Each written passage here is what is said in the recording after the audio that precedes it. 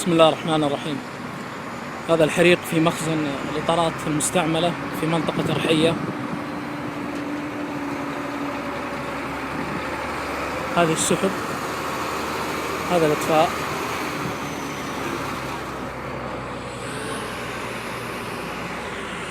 هذه الإطارات كلها في انتظار أنها تحرق، لأن تم فصل الإطارات، اللي على اليمين مفصول واللي على اليسار بما أنا واقف أمامه الآن سوف يحترق، لا يمكن السيطرة عليه.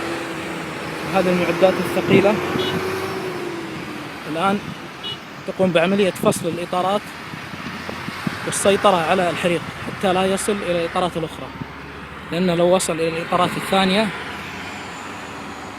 فهي على مد البصر.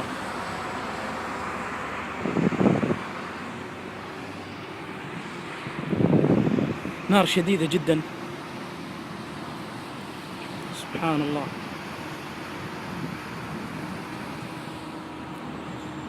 رجال الإطفاء عليهم التعب.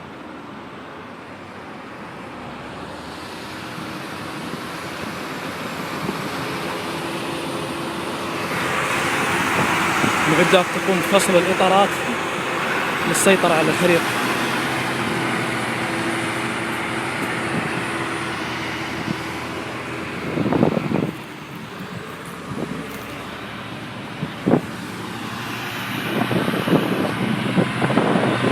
عملية فصل الإطارات عن بعض والسيطرة على الحريق.